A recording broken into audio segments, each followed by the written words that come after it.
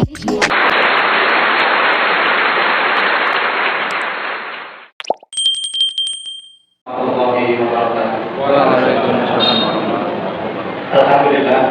alhamdulillah wa hamdi wa nasrullaha wa syukri. Asyhadu an la ilaha illallah wahdahu la syarika lah wa asyhadu anna Muhammadan abduhu wa rasuluhu la nabiyya ba'dah.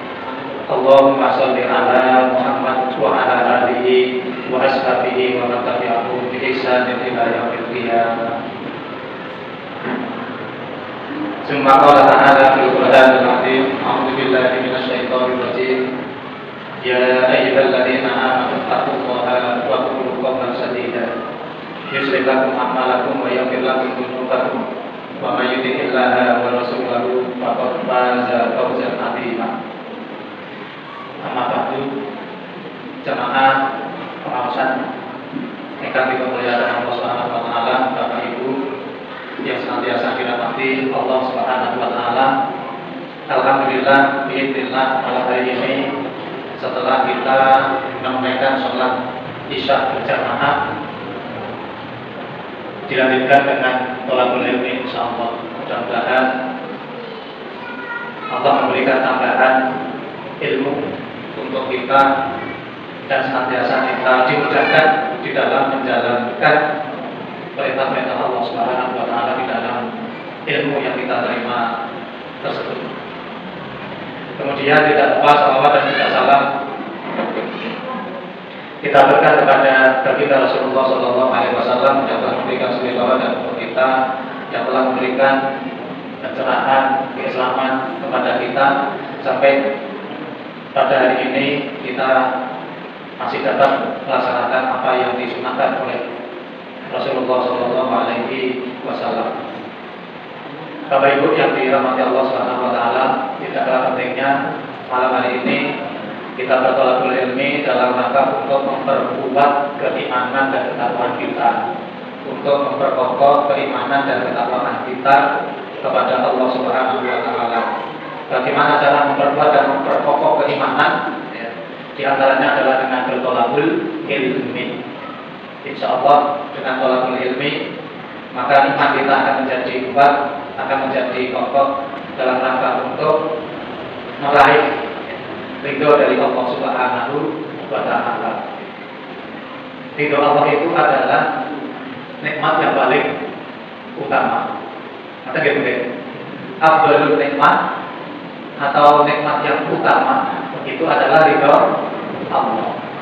Nikmat yang tertinggi atau aklan nikmat adalah anak soleh. Nikmat yang terendah adalah dunia. Jadi ketika kita diberikan oleh Allah yang kaitannya dengan dunia ini, maka syukur kita itu adalah, atau nikmat tersebut adalah nikmat yang paling rendah. Jadi nikmat yang paling rendah adalah kata dunia, kemudian yang paling tinggi adalah anak soleh, kemudian nikmat yang utama adalah ridho dari Allah Subhanahu wa taala. Bapak Ibu yang dirahmati Allah, pada kajian rutin malam Ahad ini adalah yang diberi tugas saya, maka saya ingin menyampaikan tema yakni janji Allah kepada orang mukmin. Salah satu isi daripada Al-Quran adalah janji-janji Allah. Janji Allah kepada siapa? Kepada orang-orang mukmin, Bapak Ibu. Untuk apa Allah memberikan janji itu kepada orang-orang mukmin? Di antaranya adalah agar orang-orang mukmin itu termotivasi, agar orang-orang mukmin itu tersemangati untuk menjadikannya sebagai seorang mukmin yang hakiki, mukmin yang diharapkan oleh Allah dan Rasulullah Sallallahu Alaihi Wasallam. Oleh karena itu, mudah-mudahan kita dapat memperkuat keimanan kita dan Allah senantiasa menjanjikan kepada kita sebagai orang-orang mukmin. Kebalikan daripada janji adalah ancaman bagi orang-orang kafir. Jadi Quran surat Al-Fatihah itu termuat beberapa inti daripada ajaran Islam. Di antaranya adalah perintah untuk beribadah. Di antaranya Allah memberikan janji-janji kepada orang mukmin Di antaranya Allah memberikan ancaman kepada mereka orang-orang kafir, orang-orang yang tidak taat kepada Allah dan lain sebagainya. Malam hari ini kita akan mengkaji terkait dengan apa yang telah dijanjikan oleh Allah kepada orang-orang mukmin. Gunanya apa? Bapak Ibu tadi sudah saya sampaikan, agar kita itu termotivasi, agar kita ini bersemangat, agar kita ini bersungguh-sungguh untuk meraih keimanan kepada Allah Subhanahu wa Ta'ala. Yakin dengan ketetapan dan ketentuan Allah. Yakin bahwa Allah itu maha mengatur kehidupan manusia, sehingga manusia tidak lagi galau atau galau, bingung, bimbang, ragu, cemas, sedih. Nah ini jangan sampai. Sebagai seorang mukmin kita tidak boleh pesimis. Sebaliknya sebagai seorang mukmin kita harus optimis karena kita berada di sisi Allah Subhanahu wa Ta'ala. Sehingga kita harus termotivasi, kita harus tersemangati dengan apa yang telah dijanjikan oleh Allah Subhanahu wa Ta'ala. Termasuk yang pertama, termasuk di dalam Quran surat Az-Zumar ayat 10. A'udzu billahi minasyaitonir rajim. Qul ya ibadilladzina amanu ittaqu rabbakum lilladzina ahsanu fi hadhihi dunya hasanah wa ardullahi wasi'ah innama yuwaffas sabiruna ajrahum bighairi hisab.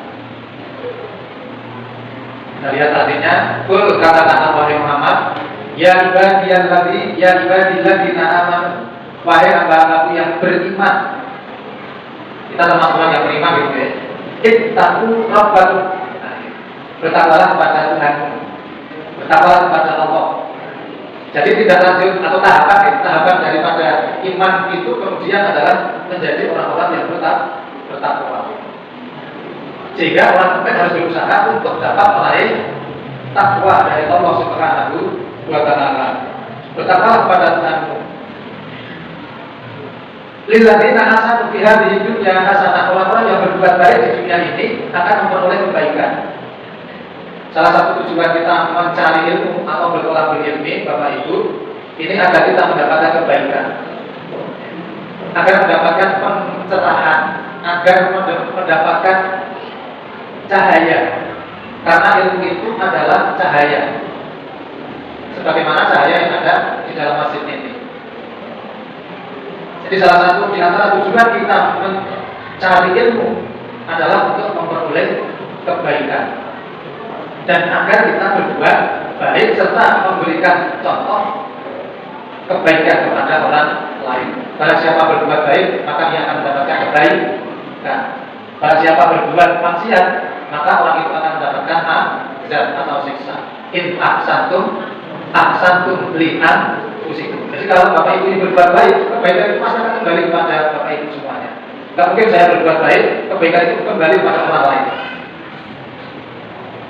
Kecuali kita mengajak kepada kebaikan, kemudian orang lain mengikuti kebaikan itu, maka kita mendapatkan pahala dari kebaikan orang lain yang kemudian melaksanakan.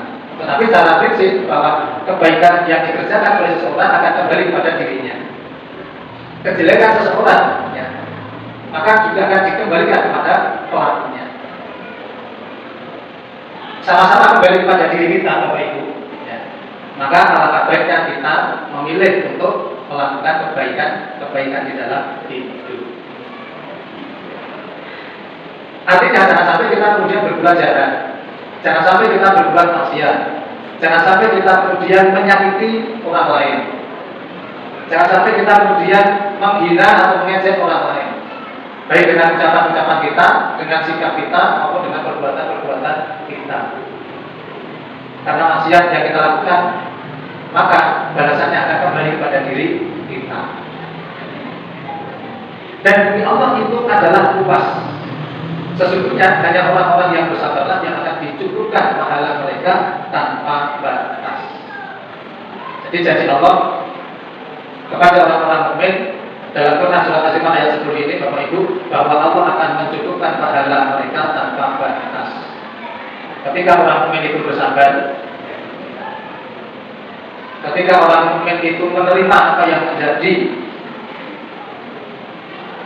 pemberian Allah, maka Allah akan memberikan balasan kepada mereka tanpa batas. Bapak Ibu termasuk orang-orang yang sabar atau belum, Bu? Pak? Sudah belum? Sudahkah kita menjadi orang yang sabar? Ya. Ketika kita mungkin disakiti oleh orang lain, apakah kita segera marah atau menahan amarah atau kemudian mengikhlaskan kemarahan atau kebencian orang lain kepada kita? Kalau belum, bismillah Bapak Ibu berusaha untuk menjadikan kita ini orang-orang yang sabar. Orang yang sabar akan diberikan balasan oleh Allah, pahala yang tanpa batas. Sabar itu ada 3 tingkatan, Bapak Ibu. Kalau tadi nikmat itu ada tingkatannya, maka sabar itu pun juga ada tingkatannya.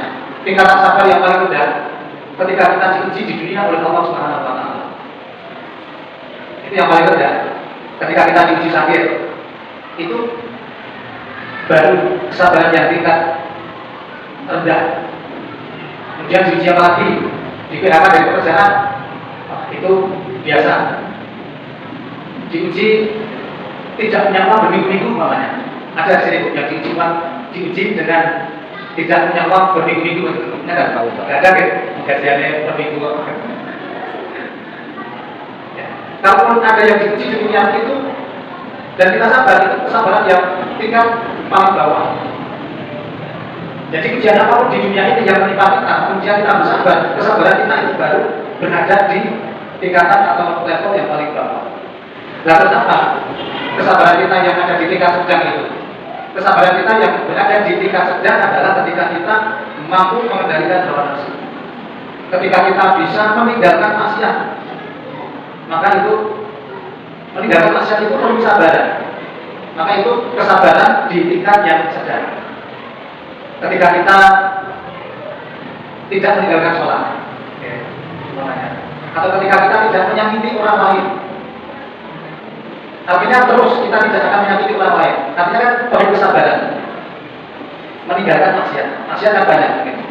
Menyakiti orang, mencuri, menzalimi, membohongi, atau larangan-larangan Allah dan Rasulnya yang lain. Dan kita bisa bersabar. Maka kesabaran kita ini berada di level yang sedang. Bapak Ibu kira-kira sudah bisa meninggalkan maksiat belum? Insya Allah sudah, Bapaknya. Ada yang belum, berusaha ada yang belum. Nah, ketika kita sabar meninggalkan maksiat atau larangan dari Allah dan Rasulnya, maka kesabaran kita berada di tingkat yang sedang. Nah, sabar yang paling tinggi, Bapak Ibu, ketika kita sabar dalam ketaatan, kita sholat, mestinya kita lakukan setiap hari semalam itu 5 kali. Sabar kita lakukan di setiap hari kita. Maka kesabaran itu adalah kesabaran yang tingkat tinggi. Kita berpuasa, ya, menolong orang lain, pokoknya hal-hal yang sifatnya ketaatan, dan kita sabar. Kita jalankan terus sholat, kita jalankan terus sholat ilmi, kita jalankan terus membantu orang, kita jalankan terus infak dan sedekah. Kita sabar. Sekalipun mungkin hampir tidak ada yang bisa kita berikan kepada orang lain, kita sabar dalam ketaatan itu. Maka kesabaran itu adalah kesabaran yang ada di tingkat atas. Jadi ketika kita, Bapak Ibu, bisa melaksanakan ketaatan kepada Allah dan kita sabar, karena ada yang tidak sabar, kita ada di level yang paling atas dalam ketaatan. Ketika meninggalkan maksiat dan kita sabar, tidak melakukan maksiat yang dilarang oleh Allah dan Rasulnya, kesabaran di tingkat sedang. Yang paling ringan ketika kita dicoba oleh dunia itu ringan. Oleh karena itu, Bapak Ibu, sebagai seorang mukmin, kita dituntut untuk bersabar. Sabar dalam menerima musibah, sabar dalam menjauhi maksiat, sabar juga di dalam ketaatan. Kalau itu bisa kita lakukan, Allah berfirman, ajrahum bighairi hisab, pahalanya tanpa batas. Pengen betul bukti memparingi pahala tanpa batas. Dikasih lebih saja sudah senang, apalagi tanpa batas. Jadi Allah itu sebagaimana yang biasa panjenengan mengenakan dari Ustaz Jazuli itu kan Allah itu kan suka-suka. Kalau Allah itu ingin memberikan pahala yang banyak kepada seseorang, ya sudah Allah berikan. Sebaliknya ketika Allah itu memberikan cobaan kepada seseorang, ya sudah suka-suka Allah memberikan cobaan. Entah cobaannya itu sudah bertumpuk 5 tingkat, Allah berikan. Bahkan kita ditambah lagi cobaan yang ke-6, cobaan yang ke-7, dan seterusnya. Panjenengan biasa itu dicoba atau diuji oleh Allah ini berapa tingkatan? Ya sudah. Diuji anak, sampun ya? Sampun. Diuji kalian putu, pun derek. Kenalan dengan anak nakal, duwe putu yang nakal. Oke. Kali bapaknya delalah ora tau dimenehi duit. Kali bapaknya delalah nggih ora tau trimo. Dan seterusnya dan seterusnya.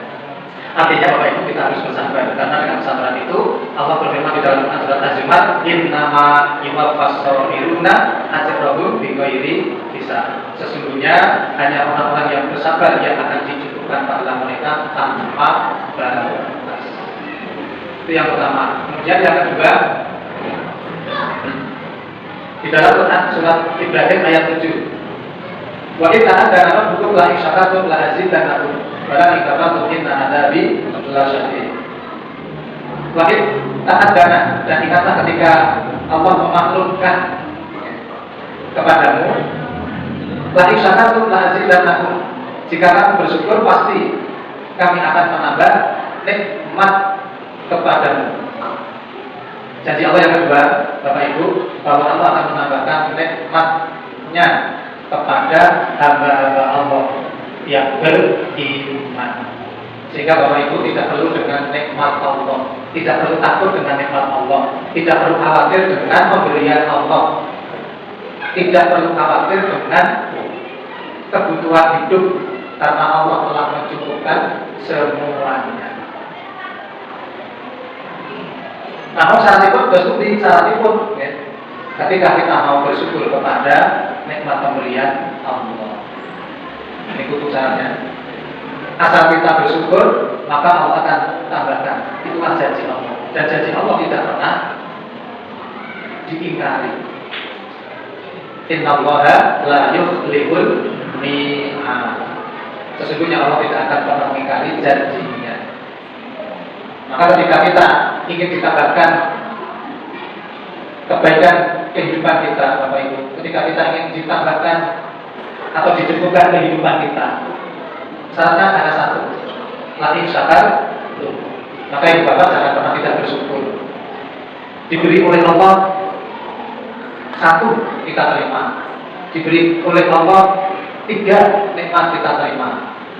Dan seterusnya dan seterusnya. Intinya, ketika kita bersyukur, maka Allah akan tambahkan nikmat-nikmat kepada hamba-hamba Allah. Artinya Allah akan mencukupkan, Allah akan memberikan kelebihan, Allah akan menyelesaikan apa yang menjadi keperluan ataupun kebutuhan Bapak Ibu semuanya.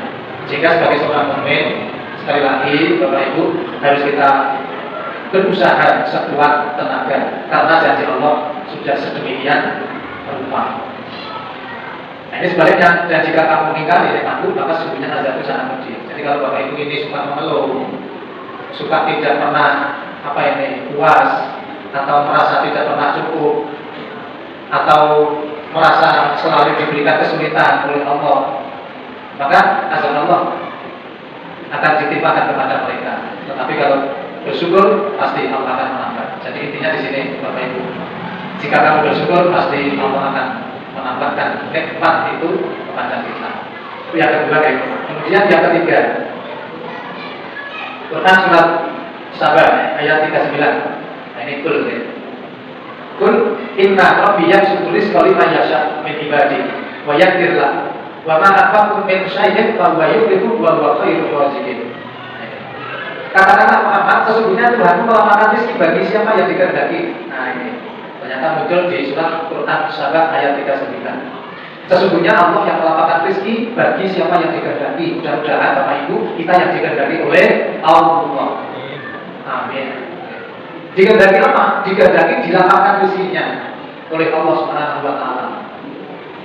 Sehingga tidak kebingungan lagi untuk memenuhi kebutuhan hidup. Selain Allah, apakah bisa kemudian mencukupkan rezeki kita? Tidak bisa. Sesungguhnya hanya Allah Subhanahu wa taala yang melapangkan rezeki bagi siapa yang dikehendaki di antara hamba-hambanya. Mudah-mudahan kita yang dilapangkan. Dan menyempitkan bagi siapa yang dikehendaki. Mudah-mudahan ini dijauhkan dari kita, Bapak Ibu. Kata dia Bapak Ibu deh.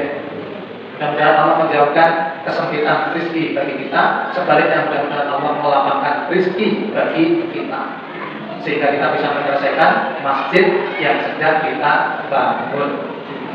Kata dia Bapak Ibu. Nah ini intinya, janji Allah apa? Dan barang siapa atau dan barang apa saja yang kamu nafkahkan, maka Allah akan menggantinya.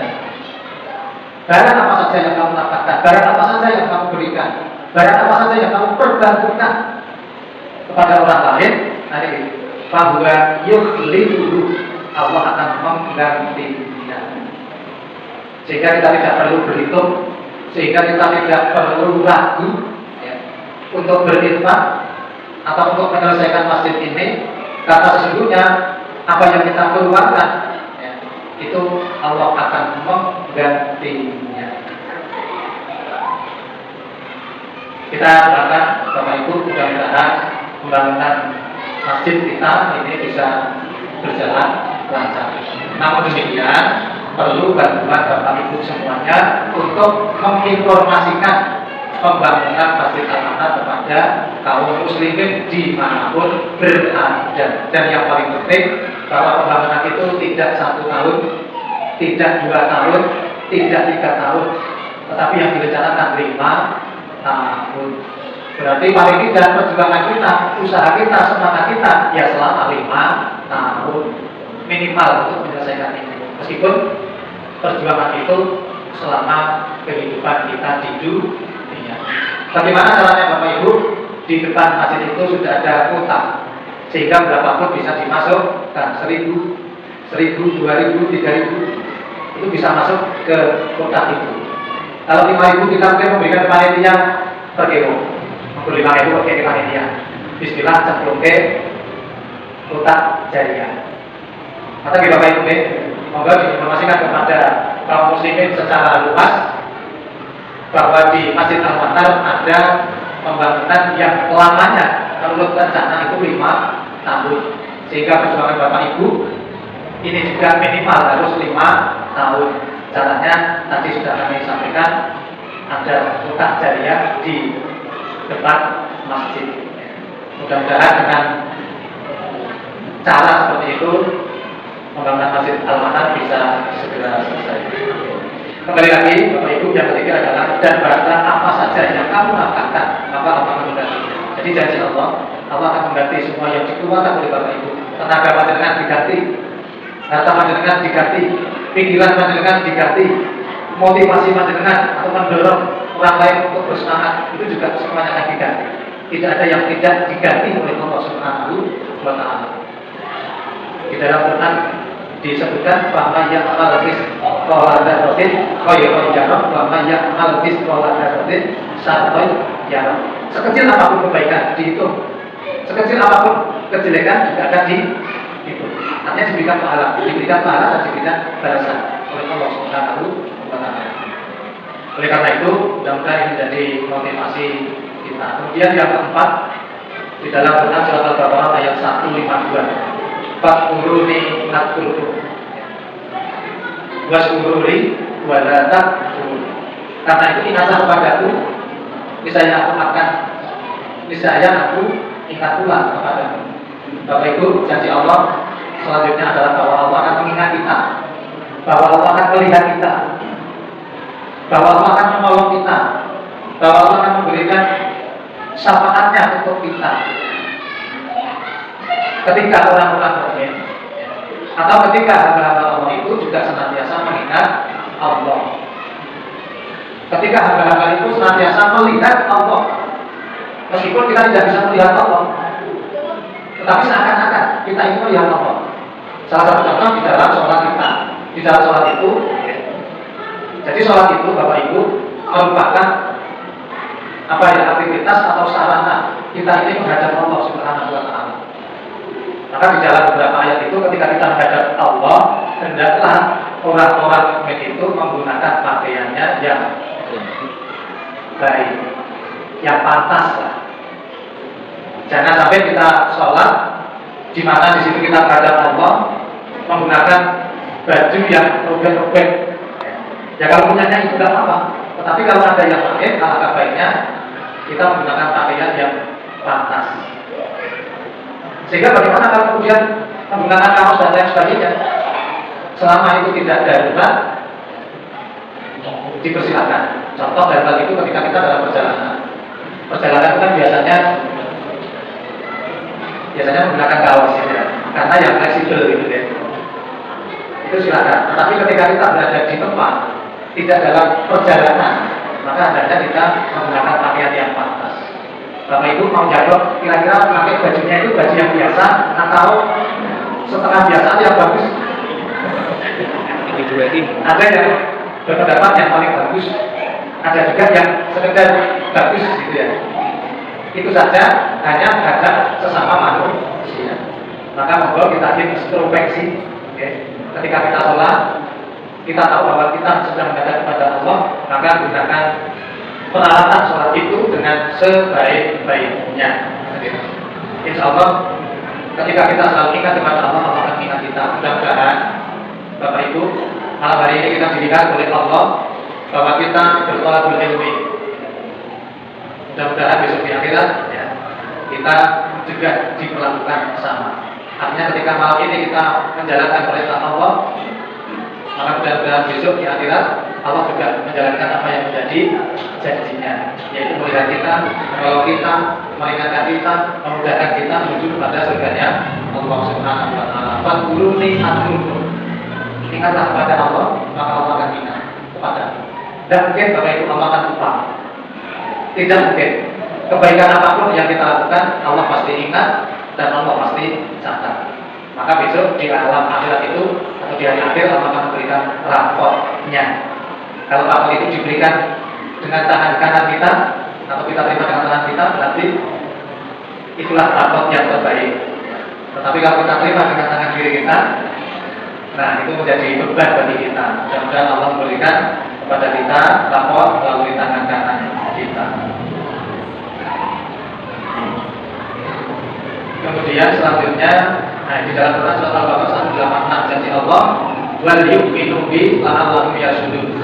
Wa idza sa'alaka ibadi anni fa inni qarib ujibu kama tad'i idza da'an falyastajibu li wal yu'minu bi la'allahum yashudun. Dan apabila hamba bertanya kepadamu tentang aku Allah, maka jawablah bahwa Allah itu dekat. Allah jauh atau dekat Bapak Ibu? Allah itu dekat, bahkan lebih dekat daripada urat nadi kita. Ada urat nadi ini sudah dekat ya dengan kita. Ternyata Allah itu aqrabu min hablil warid. Jadi ketika ada orang yang bertanya, adakah Allah itu jauh? Tidak. Allah itu dekat. Sehingga ketika kita berdoa kepada Allah, maka Allah akan kabulkan.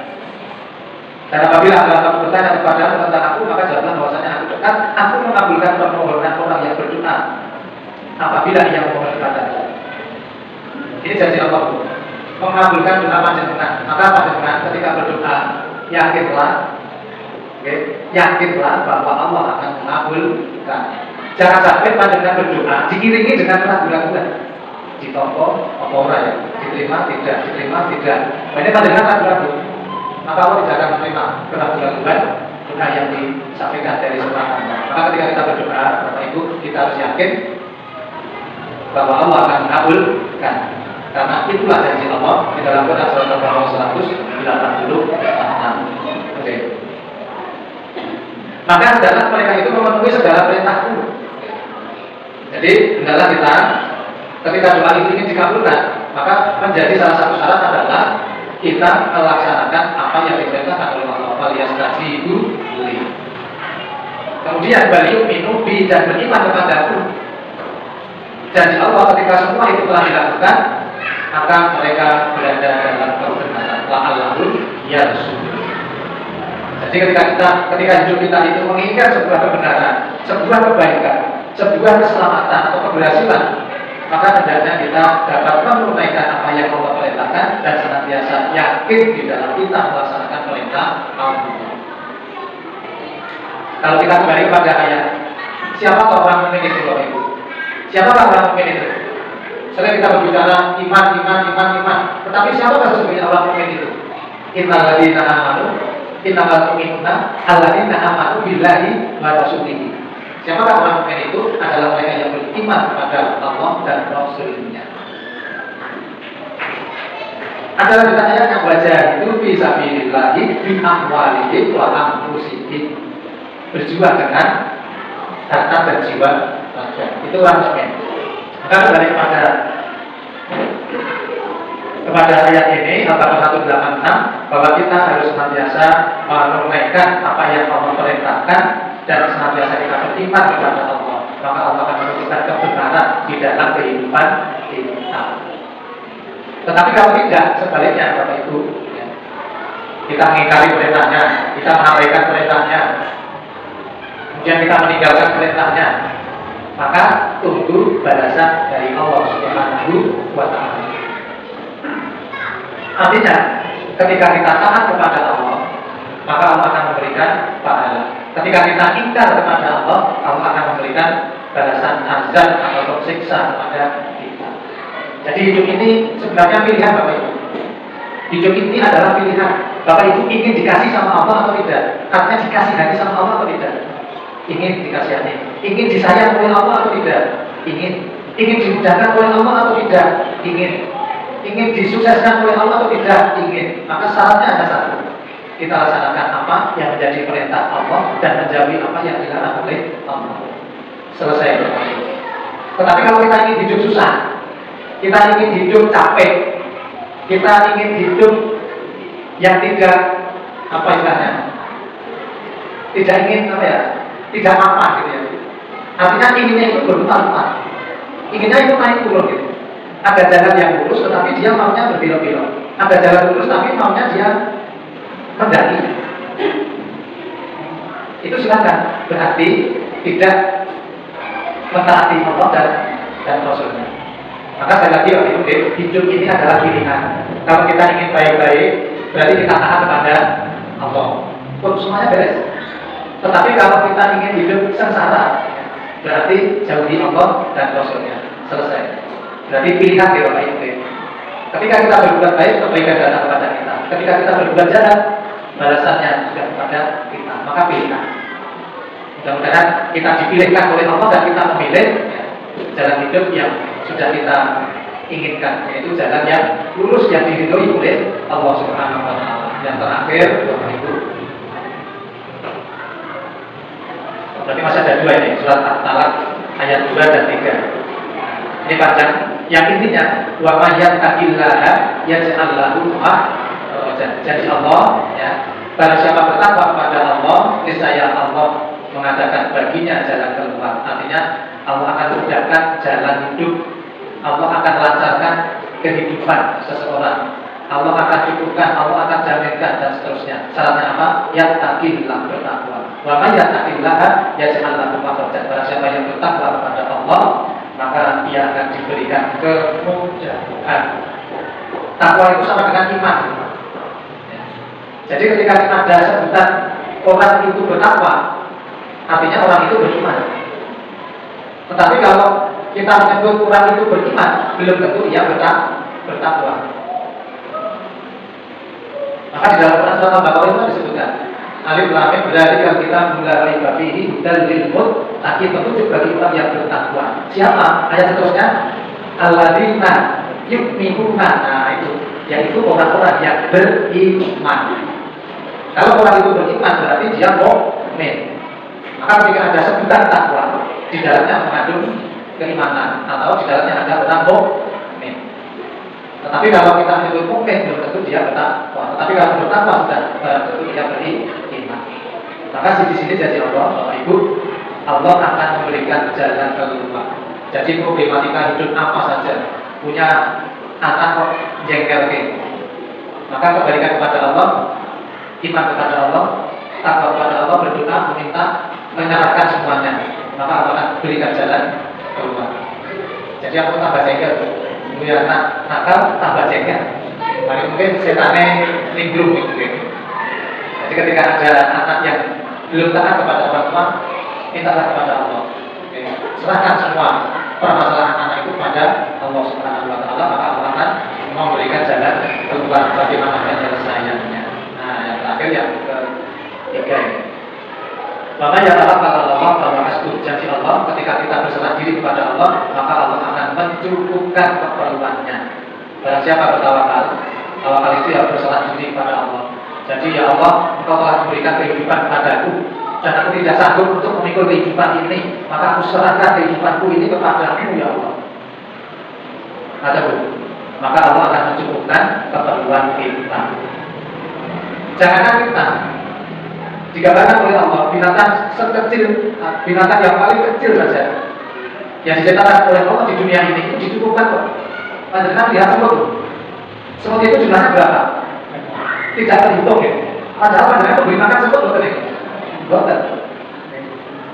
Mungkin ada di antara kita yang jengkel pada semut, kemudian semut itu dibakar atau disiram dengan air. Secara logika kemudian di situ itu tidak ada semut. Tapi tiba-tiba beberapa hari kemudian itu kok ada semut lagi. Bahkan dia punya rumah, dan di dalam rumah semut itu ternyata banyak semutnya. Padahal bisa bayangkan kita itu, siapa kira-kira yang menjamin kehidupan makhluknya itu? Allah. Itu saja semut, apalagi makhluk yang memang diminta oleh Allah untuk mengatur dunia ini.